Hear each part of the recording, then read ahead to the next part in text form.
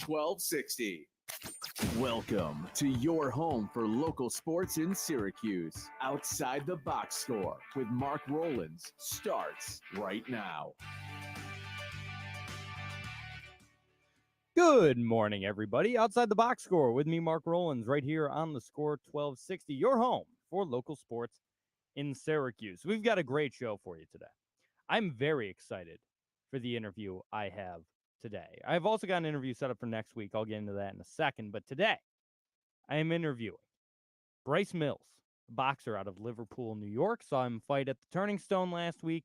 Super lightweight, 12-1 with 4 knockouts in his young career, only 21 years old. This guy's a stud. I'm very excited to talk to him. He'll be joining me on the phone line. Very, very excited to talk with Bryce Mills. Like I said, I watched him fight last week, and this guy's going to be a contender. I can just tell. This is the type of guy. He's got the speed. He's got the footwork. He's got the punching power. Everything about him seems like he's going to be an absolute stud. And I can't wait to talk to him. I want to get inside the mind of a young boxer, a sport that, quite frankly, is, in terms of popularity, is nowhere near where it used to be, nowhere near where I think it should be. I still think boxing is one of the great sports we have.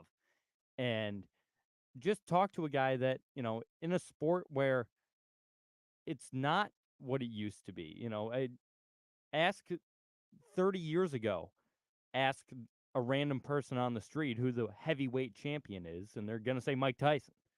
Ask 50 years ago, they're going to say Ali. Ask someone now who the heavyweight champion is. No idea.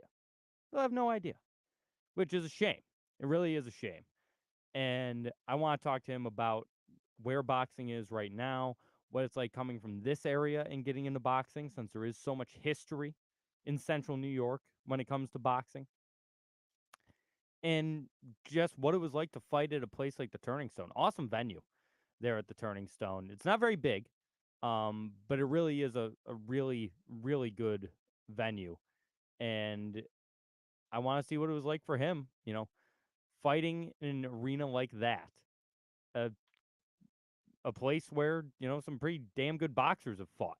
Layla Ali fought there. There have been some big names fighting at the Turning Stone. And Bryce Mills just joined that list last week, so we're going to talk to him all about that. Next week, also very exciting, Scott Cassidy is going to join me, the head baseball coach at LeMoyne College. We're going to talk about transitioning to D1, and he was just inducted into the Syracuse Sports Hall of Fame. Scott, of course, local guy, went on to pitch in the major leagues, has done absolutely amazing things at LeMoyne these past few years, went on an NCAA tournament run this year, making it to the Super Regionals. So I'm going to have a lot to talk to him about. That comes next week. Just set that up a couple of days ago. Should be joining me in studio. We'll see. He said, if a recruiting trip or something pops up, it pops up. But should be here in studio. That's the tentative what we're saying. So that'll be very exciting. Can't wait to talk to him. But first, we got to talk to Bryce Mills. So what I'm going to do is I'm going to take a time out. I'm going to get Bryce up on the phone, and we're going to come back here on Outside the Box Score with me, Mark Rowlands, your home for local sports in Syracuse, right here on the Score 1260. Tom Anelli, always here when you need me, 24/7 at D.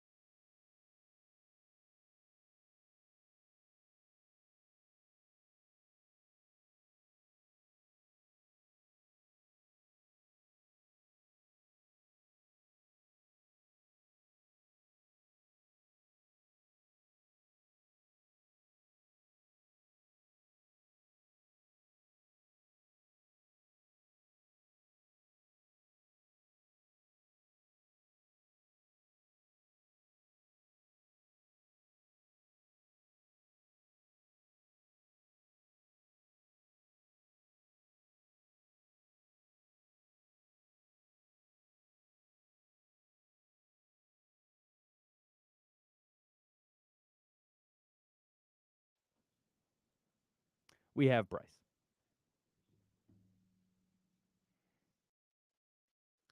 Very excited. Yeah, I'm going to tweet out another link. Or I'll just...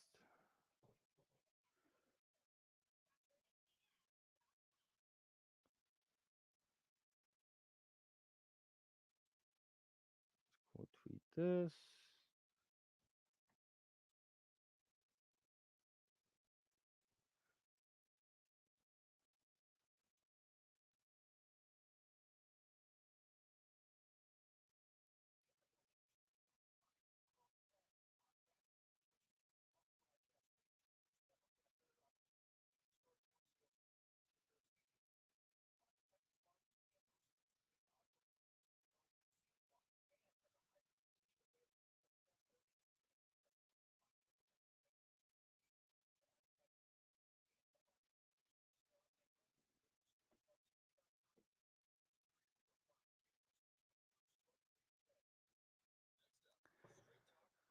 Whew.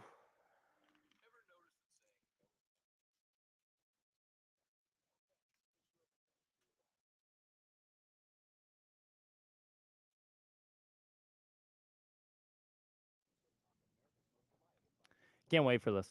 This is so exciting. You're a boxing nerd like I am. This is the good stuff.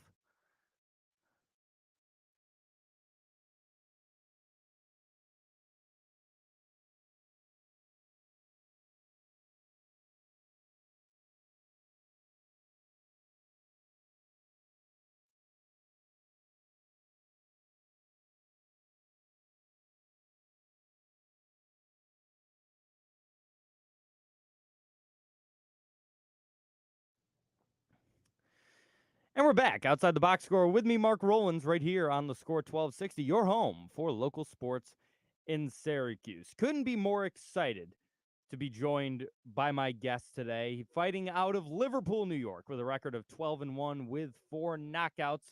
Fought last Friday at the Turning Stone. I was there, saw what the kind of stud that this kid is. It's Bryce Mills. Bryce, how are we doing today? I'm doing great. Appreciate you having me on the show. Yeah, I appreciate you coming on because I was so impressed when I watched you last week at the Turning Stone. I had Thank heard you. your name before. I knew there was a kid fighting out of Liverpool, but I didn't know you were on the card that night. Then when I saw you walk out and they announced it, I was like, "Oh, here we go. Let's see what this kid's got." You've got it, my friend. I can't wait to see you in bigger fights. That means a lot. I appreciate you saying that. Yeah, I've fought on the Turning Stone now 2 fights in a row, and it's the biggest stage I've fought on for sure. You know, the names that have fought on the Turning Stone Mm-hmm. are some of the best in the sport, and yeah, I've enjoyed it for sure. Yeah, so I want to talk about, what it's like being a boxer from this area. Of course, there's so much history in the sport of boxing in central New York. Was that something that you recognized as a child when you started getting into this, or is it something you learned later? I mean, being in, Turning Stone's right down the road from the Boxing Hall of Fame in Canastota, which is what the event was this past weekend. Was that part of your decision to go into boxing? Yeah, to be honest with you, I really didn't know much about boxing in this area until I got into the sport myself. Mm-hmm. And then once I got into the sport, I realized, why doesn't everybody know the history of boxing this area has? You know what I mean? So the fact that the Hall of Fame is so close to our hometown and no one really even knows about it Yep. just blows my mind. And we've had some phenomenal fighters come from this area. Carmen Basilio, a lot of old schoolers, new Mm-hmm. schoolers, guys who have really made an impact in the boxing world, and you just don't hear about it that much. Did you make a trip to the hall? Have you been to the hall and museum there?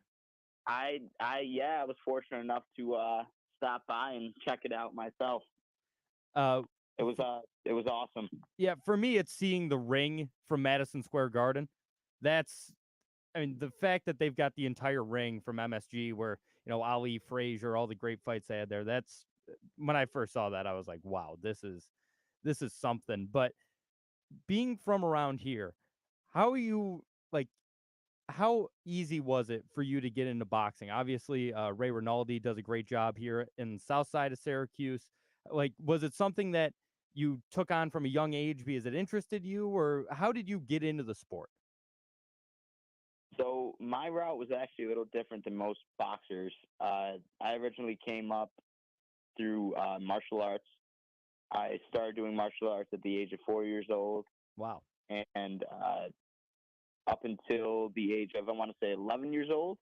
After that, I got into fighting. I had my first boxing fight, and then the majority of my amateur career was actually in kickboxing. So, as a amateur, I was 28-1 in kickboxing. I actually only had 15 amateur boxing fights, believe it or not, which is pretty crazy Yeah, that's considering nothing. most pros. Yeah, considering most pros have close to 100 fights, some over 100 fights, and yeah. So I turned pro in kickboxing at the age of 17. I had 2 professional kickboxing fights, and then I realized there just wasn't much of a market for kickboxing after the amateurs.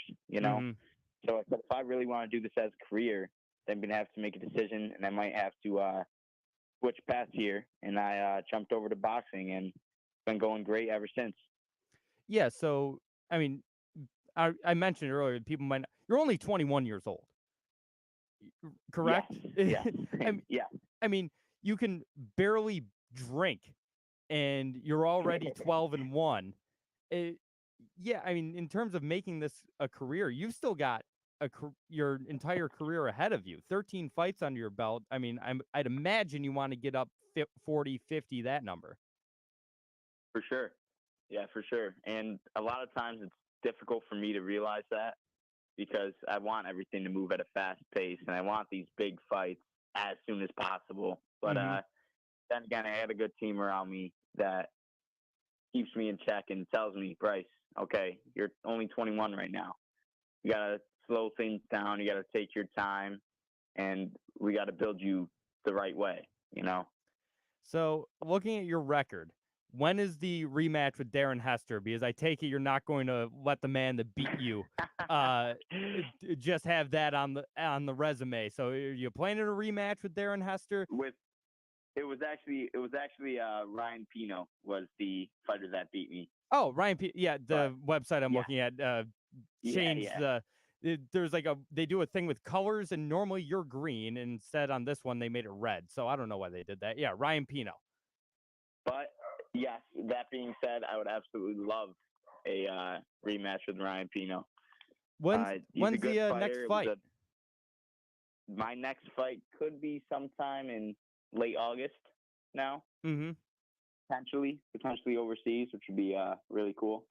Really? Have you fought overseas before? I have, actually.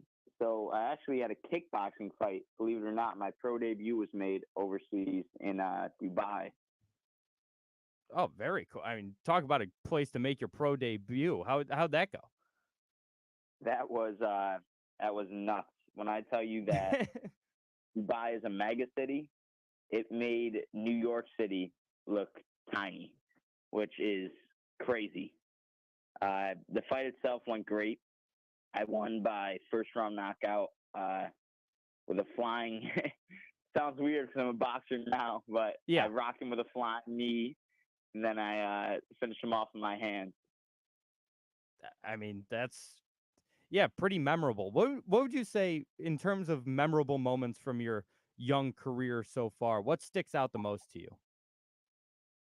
I'd have to say in my amateur career, the most memorable moment I've had was winning silver gloves as a boxer because I did it only having, I believe it was coming into the tournament like 7 boxing fights at the time. And I was fighting guys with, hundreds of fights, the best guys in the country. And I was fortunate enough to come into the tournament, beat 3 of the best guys in the nation, and end up winning silver gloves. Wow. Which was, it was a awesome moment in my career. Now, moving forward, you're currently in super lightweight, correct? Yes, sir. is there any, consideration going into changing weight classes? Do you want to, maybe move up, move down? What do you think the future is in terms of your weight class, or are you just going to stick around super lightweight? I'm taking it one weight class at a time. I'm not really at this moment trying to bounce in between weight divisions, but once I handle business and I take care of everybody in the super lightweight division, then we'll talk about, maybe moving down to lightweight to make some of those huge fights happen, or move up to 147. At this weight class, there's a lot of phenomenal fighters, a lot of big fights to be made in both the 147 division and, of course, the 135 division. So those are definitely possibilities down the road. Now, something that I noticed watching you, and this happens whenever someone watches a really good boxer, is you don't watch the hands, you watch the feet. And I've noticed that you have phenomenal footwork. Was that, coming from Thank a you. martial arts background? Was that part of what gave you this gift of footwork, or is it something you had to work harder on once you switched to boxing? That actually was, believe it or not. When I switched over to boxing, one of the first things I realized was a lot of boxers are, I want to say, don't want to say very stationary, but I would say more flat-footed than most martial artists, kickboxers. So I realized that I had that advantage going into it, right? And that has its positives and it has its negatives, meaning that boxers are always in a position to throw a hard punch, to turn the punches over or defend, because they're always balanced and they always have their base. They fight more on their heels. Yeah. But if you fight a guy who can do both, or move around you, turn you, use their angles, use their agility, it becomes difficult for a lot of guys. So credits to my coach, Jim Andrello. He's worked countless hours on my footwork, and we're starting to realize that that work's paying off, and I'm using it to my advantage in the ring. Yeah, and that's something I love so much about boxing is, you watch for the power punches and all that stuff. I mean, you're a ballet dancer out there. I mean, it really, that's what I always compare it to, is like watching a ballet. Yeah. Yep. And No, it's very similar to that. yeah, and it was funny watching your most recent fight against Jonathan DePina. Like you said, at times he was rather flat-footed, and I saw you, notice that and say, okay, this is how I'm going to beat this guy. You went at him with more of a speed game, not as much of a power game. Is that typically how you fight? Are you more of a, speed-based guy? You've got such quick hands, such quick feet, or will you, every once in a while go for that real power shot? So I like to think of myself as a versatile fighter. I feel like I can do both. But I definitely would say that when it comes to using my advantages, and the part of my game that really sticks out would be my hand speed, my foot speed, my footwork, my hand speed, my explosiveness. I'm not the hardest puncher in the world, obviously, but I like to mix it up every once in a while and, touch, and then bam, hit them with a power punch when they least expect it. Yeah, So, and you don't have to be the hardest puncher in the world. I mean, yeah. that's one of the beautiful things, especially at your weight class. We think of, all the great, you're even around your weight, like super lightweights, lightweights. We don't think of, these knockout artists. We think of, guys that go the distance and win a boxing match, which Yes. is what I love about watching guys like you. Is it is a boxing match. It's not a punch fest. It's not a, everyone's going for the knockout. Jonathan DePina was throwing some shots with that left every once in a while. He definitely was. he had like an overhand, which you don't see often in boxing, more of a UFC punch. And there were a couple like overhand shots he threw at you. Yeah, there was. Yeah, I actually, going into that fight, wasn't really expecting him to fight the way he did, just because he's had a huge amateur boxing career. He has a great amateur pedigree.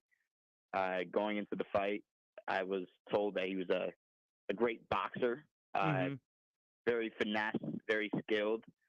And from the start of the fight, I kind of realized that he was almost kind of relying on his power and trying to finish me with one punch or the right time shot, which, hey, listen, I'm not his coach, but I was just surprised, and I don't think it was the best game plan in the world.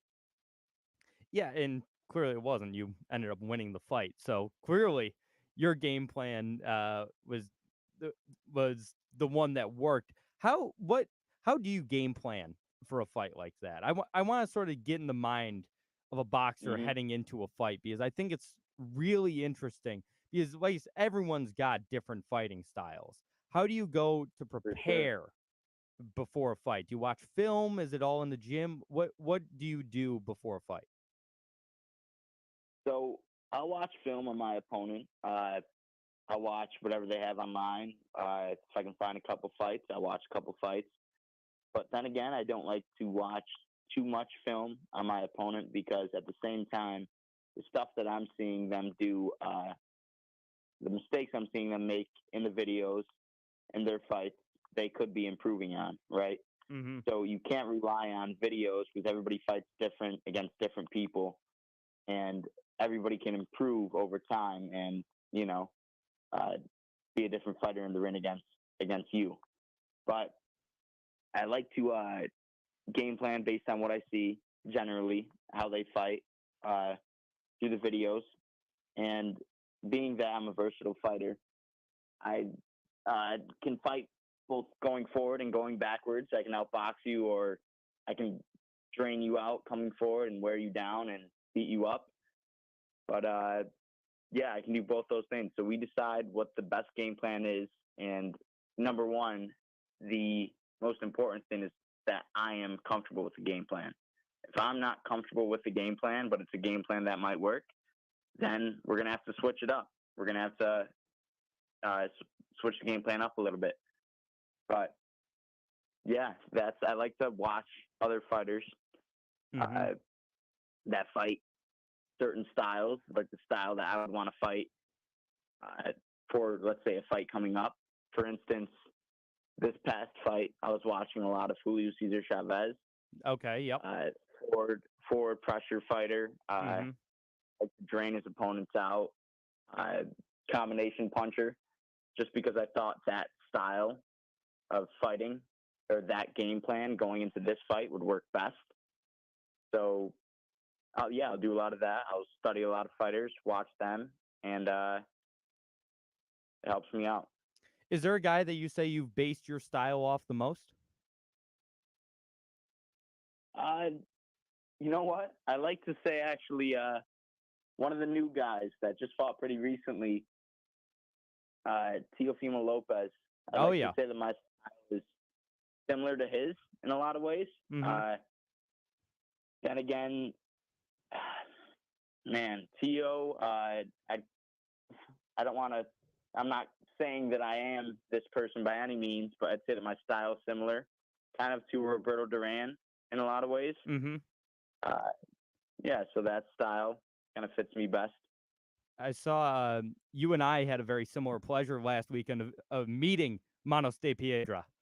I saw you on your Instagram that you met Roberto Duran. I also, I shook his hand, had a brief conversation with him. What a guy, huh? It's unreal to meet guys like that.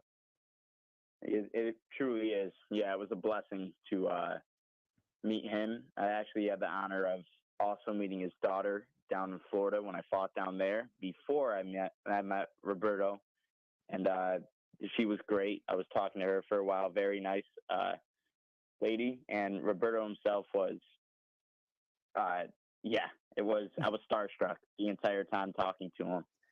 It was amazing. Is he the biggest guy you've met so far?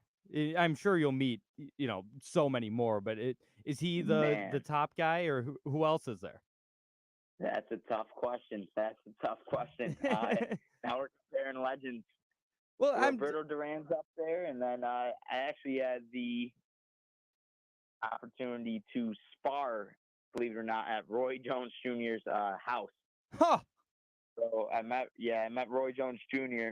as well, which I mean he's one of my favorite fighters of all time, and that was very cool.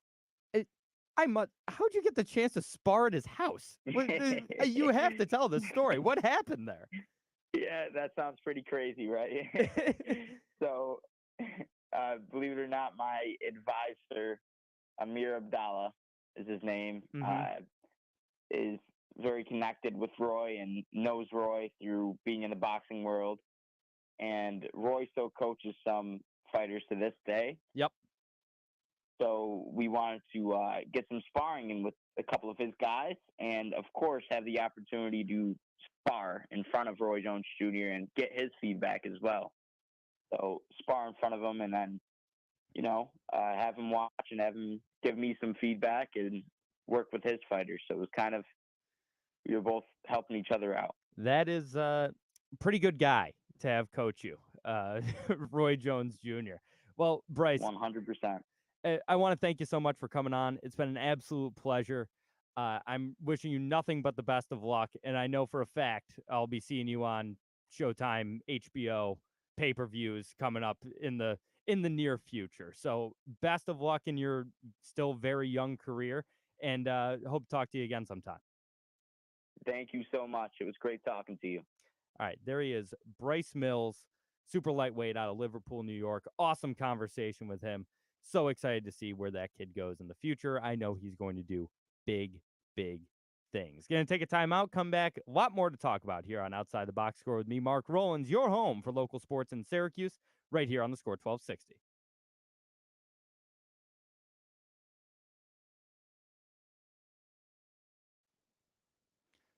BoxRec is the worst website ever.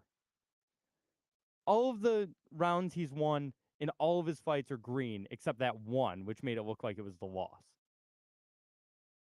What? Worst website.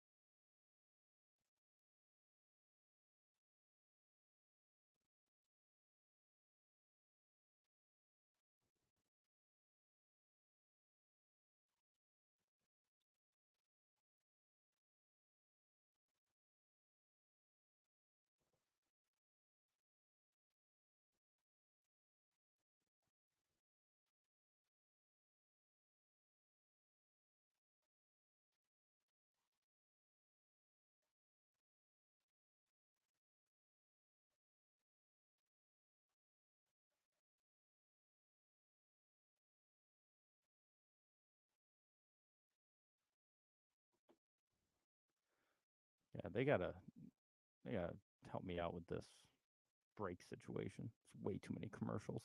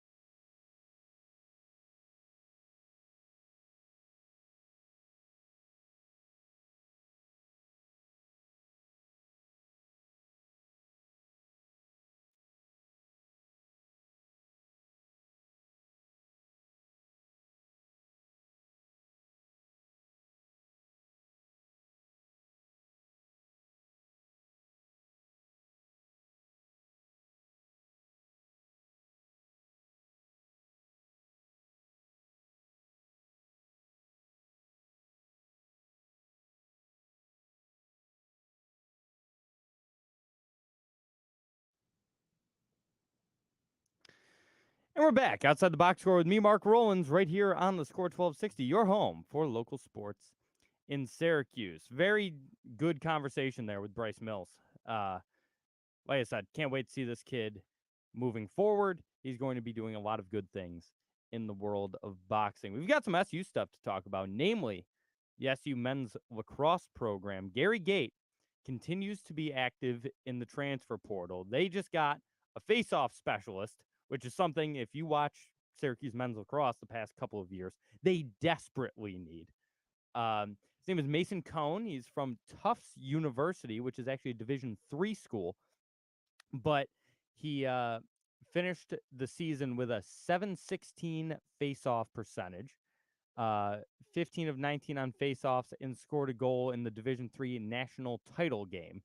Tufts ended up losing, but clearly this guy's got the stuff, and he's going to be a huge addition for the SU men's lacrosse team next year. Like I said, you just got to give this program time. You get a new head coach, get new recruits coming in. Joey Spallina is fantastic.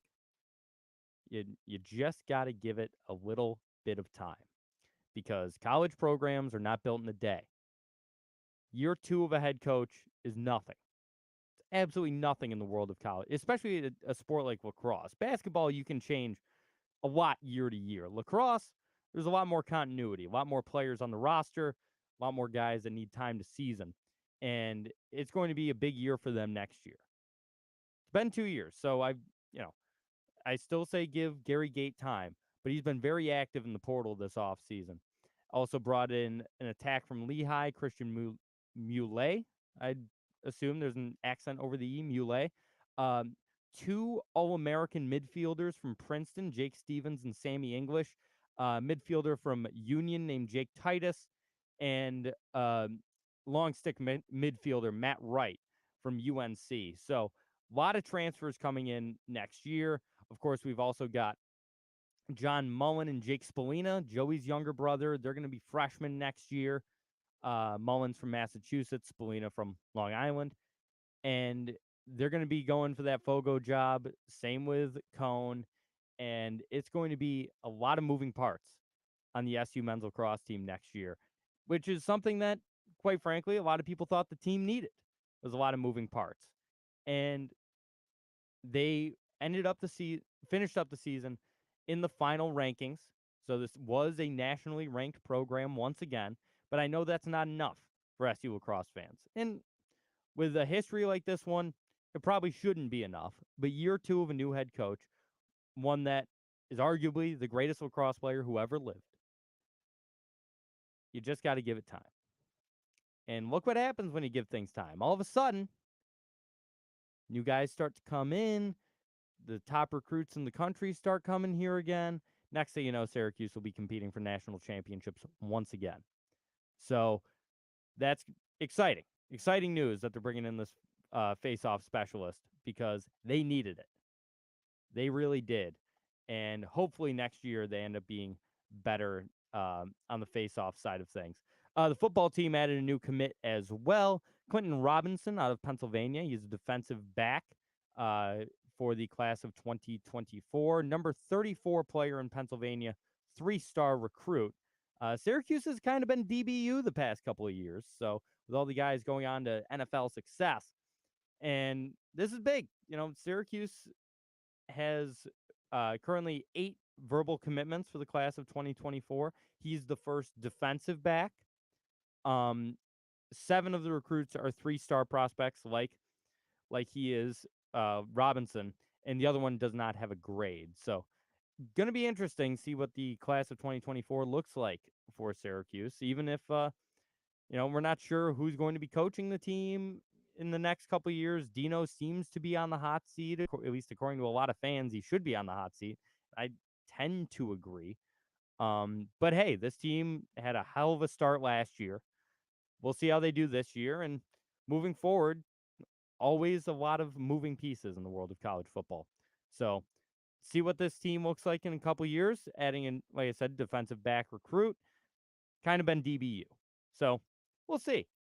Maybe this is exactly what this team needed. Another SU tangential story, but a fan favorite, is Boeheim's Army. Their roster is completed. They've got the coach. Ryan Blackwell's back coaching the team.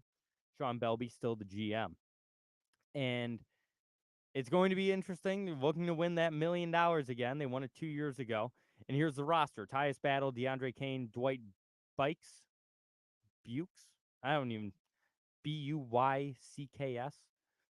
Don't know how to pronounce it. Grant Riller and Matt Morgan, they're all the guards. The forwards, a lot of familiar names here. Chris McCullough, Jimmy Boeheim, Andrew White III, and B.J. Johnson. And the centers are Rakeem Christmas and Pascal Chukwu. This team looks good, man. Jimmy Boeheim's the perfect type of player to have in a tournament like this.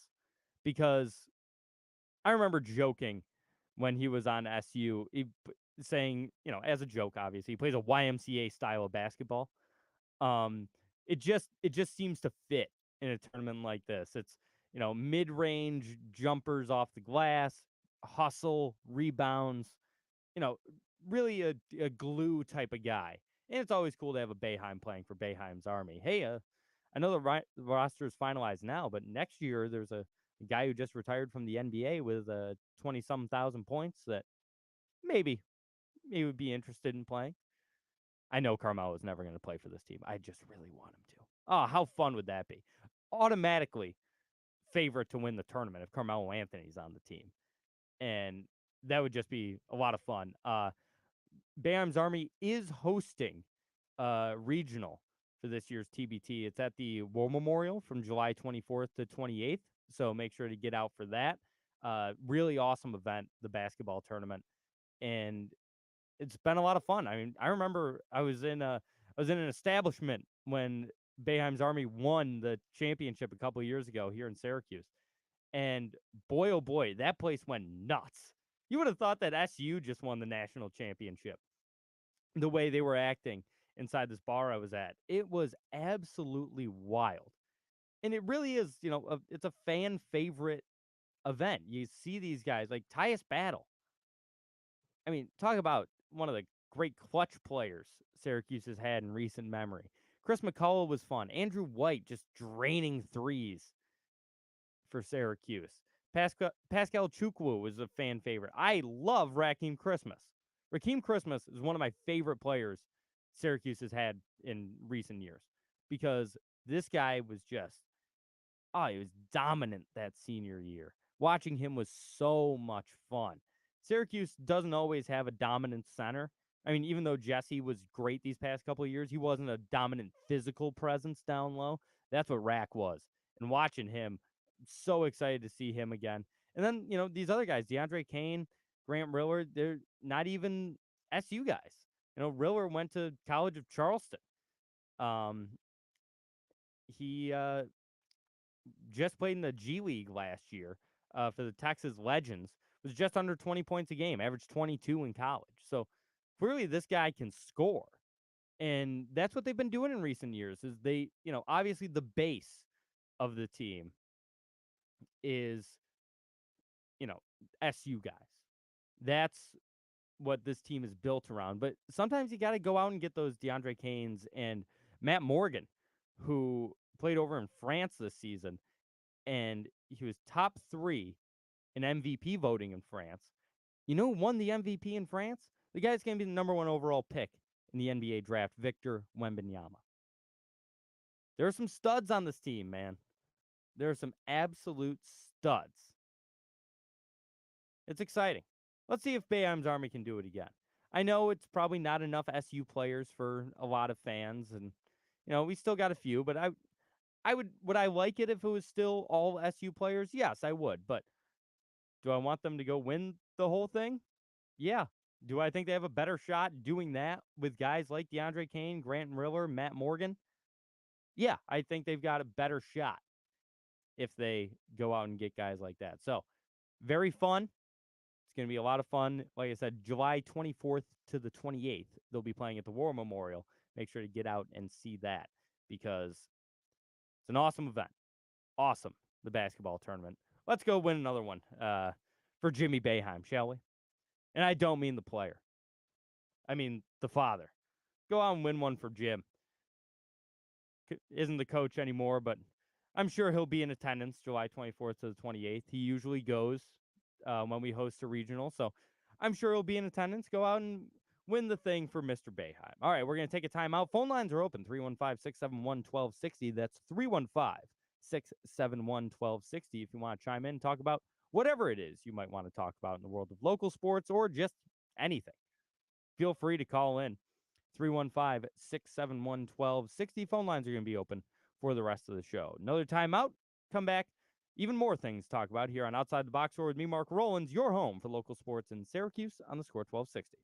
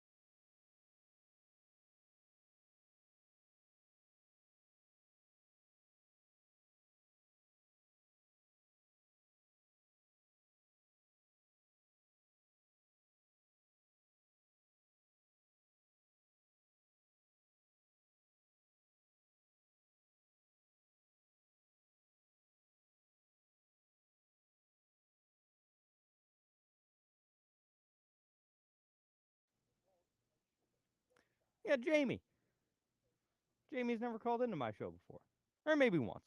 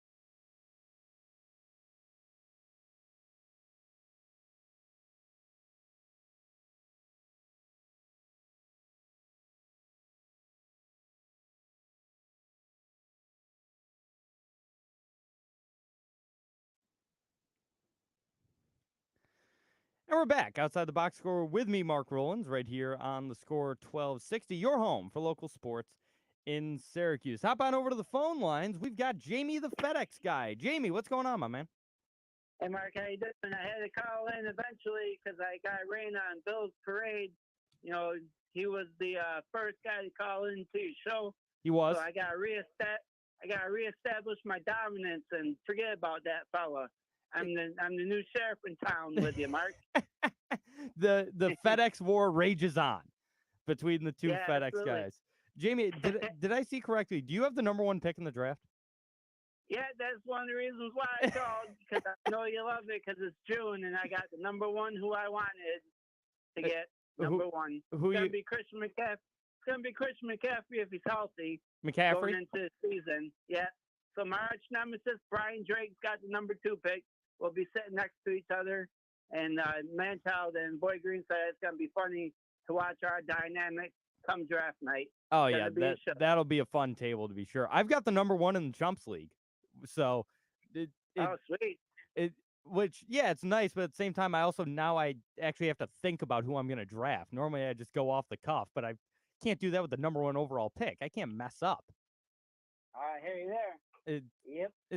It's probably going to be McCaffrey if he's healthy. I'll probably just do McCaffrey. What else is up, my man? What's on your mind? Oh, well, I just wanted to say, I believe you picked Ricky Fowler for the U.S. Open? I and did. It's looking like a good pick.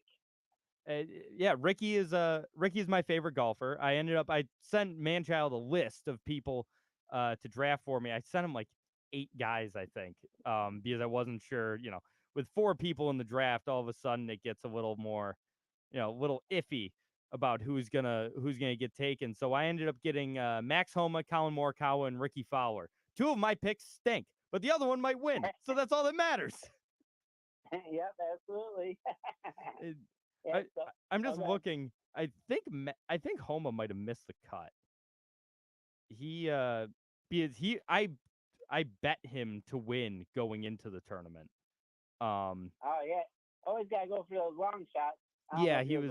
I got him at plus 3,100, and yeah, he missed the cut. Morikawa made the cut, which as long as 2 of my guys make the cut, I'm fine. But yeah, I mean, Ricky's been playing great. I haven't seen Ricky play this good at golf in many, many moons, and I've been a Ricky Fowler fan for a long time. I saw him play at the Turning Stone when I was like 11 or 12 years old, and he's been awesome. he's been my favorite golfer since. Signed my hat, everything. I've been a big Ricky guy for quite a long time, so seeing him play this well fills me with joy. Oh, that's great.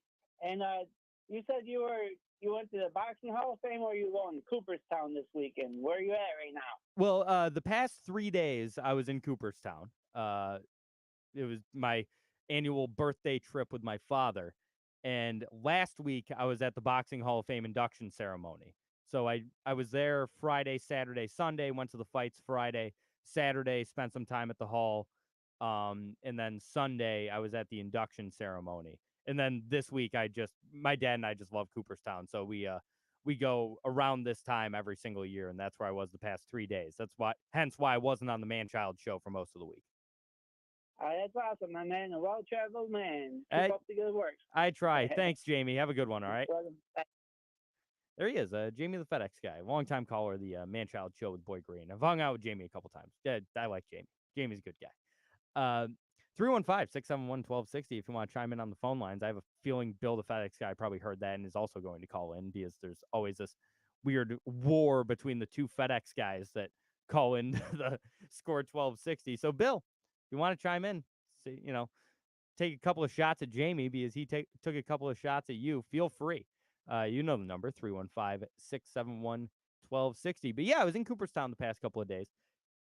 Greatest little town in the world. I love that place so much. Went to the Hall of Fame, as I always do.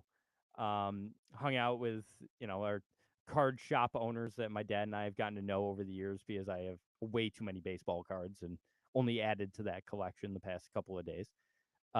Beautiful, beautiful town. We had great weather on Thursday. Wednesday, Friday, little iffy. We weren't in town much yesterday, but very, very fun time in, like I said, in my opinion, best little town in America. I absolutely love Cooperstown. Cooperstown Chamber of Commerce, if you're listening, feel free to hire me, because I will gladly promote that town all the time. We've got one more time out. We'll come back and wrap things up here on Outside the Box Score with me, Mark Rowlands. Phone line's still open for the last 10 minutes of the show. If you want to chime in, 315-671-1260. That's 315-671-1260 here on Outside the Box Score with me, Mark Rowlands, your home for local sports in Syracuse on the Score 1260.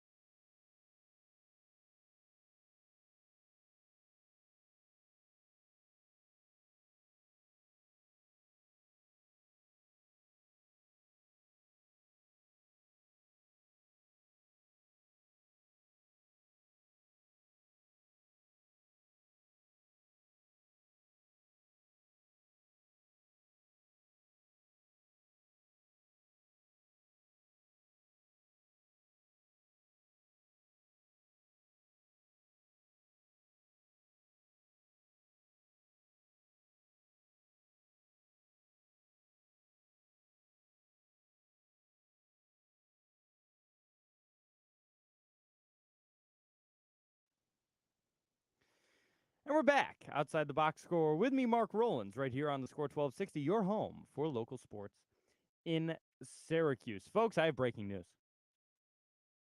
The Syracuse Mets have won a series. That's right. They've already taken 3 out of 4 against the Buffalo Bisons. And it's been a while since Syracuse has won a series. I'm actually going to double check. Let's see. First time it happened in June, that's for sure. No. Oh, that's a split. So they split a series against the Norfolk Tides a month ago. Lost that one. So they didn't win a series in May. It has been since they split. No. Oh, boy. It has been since the series against the Scranton Wilkes-Barre Rail Riders, April 11th to the 16th, was the last time that they won a series. Wow. That's actually, it's even longer than I thought it was going to be. But they did win a series. They won last night. Game only went 5 innings because of the rain, but it did end up being an official game. Luke Voigt hit a ball. I think it was 458 feet. That's what sticks out in my mind. I remember seeing a tweet from the Syracuse Mets account. He absolutely crushed a ball last night. He's been hitting since coming over here. It's only been this week. It's his first week in a Syracuse Mets uniform, but he's been really hitting the ball since coming over to the Syracuse Mets. DJ Stewart also had a home run last night. So did Luke Ritter. So 3 home runs in only 5 innings for the Mets last night against the Bisons. They improved to 27-39. Buffalo currently sitting at 30-37 after that loss. 2 games left in the series. Mets have already won 3 out of 4. So actually, yeah, they haven't won the series. They can still split. I'm going to say they won the series. I'm going to say they're going to win the series because they're going to win tonight. First pitch, 6:05 p.m. Eastern. And tomorrow, 1:05 p.m. First pitch for the Syracuse Mets. They're in Buffalo this week. Then they're in Durham the following week. So we have to wait until June 28th for the Mets to come back home. They'll be taking on the Scranton Wilkes-Barre Rail Riders.